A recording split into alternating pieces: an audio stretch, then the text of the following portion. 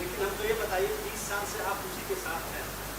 लालू जी 15 साल रहे, आपकी सरकार से आपकी पार्टी ने समर्थन किया, आप नीतीश बाबू के साथ हैं, तो विकास आप कौन करेगा? आपके गड़बड़ा गए सर आप। या फिर कोई और करेगा? नहीं, आप गड़बड़ा गए, क्योंकि आप मेरा बात को भाषण समझ लिए।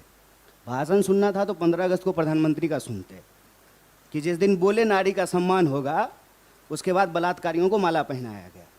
हम भाषण नहीं देते हैं। गड़बड़ा गए इसीलिए सवाल पूछने में।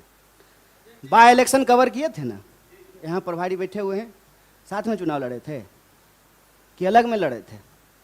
है ध्यान आपको? बिहार में अभी बाय इलेक्शन हुआ था, कांग्रेस और आरजेडी अलग लड़ी थी कि नहीं लड़ी थी? कोई परसेप्शन बना लीजिएगा, उसी पे खेलते रहिएगा।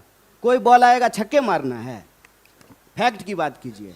अध्यक्ष अलायंस में नहीं थे, अलायंस में थे, हैं, रहेंगे, लेकिन अलायंस में नहीं भी थे। ऐसा नहीं है कि एक ही तरह से राजनीति चलते रहती है। और अगर आप इतना फैक्ट की बात कीजिएगा, भाषण नहीं समझिएगा, अगर उसको फैक्ट समझिएगा, तो एकमात्र पार्टी है कांग्रेस पार्टी जो कभी बीजेपी के साथ नहीं गई है।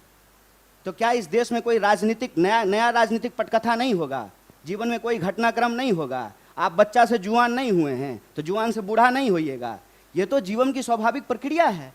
हम अभी का बात बता रहे हैं आपको। एमएलसी का चुनाव हुआ था अध्यक्ष जी, हम आरजेडी के साथ नहीं थे, अलग चुनाव लड़े थे। 20 साल से साथ में हैं। ऐसे नहीं करिए सब, फैक्ट की बात कीजिए। अरे वैसे फिर आप महीना जोड़िएगा। हम अभी बता रहे हैं आपको कि हम एमएलसी में अलग अलग चुनाव लड़े हैं, बाय इलेक्शन में अलग चुनाव लड़े हैं। ऐसे ही देखिए, बात को घुमाने के लिए तो कुछ भी बोल देंगे, लेकिन फैक्ट का बात यह है कि ये सरकार एक मुद्दे पे बनी है। वो मुद्दा ये है कि देश के अंदर जिस तरीके से जनमत की चोरी हो रही है, उस पर एक मुकम्मल प्रतिकार हो, और जो जनता के जन सरोकार के जो मुद्दे हैं उसको हम लोग डिलीवर कर सकें। Thank you. आप बोलिए।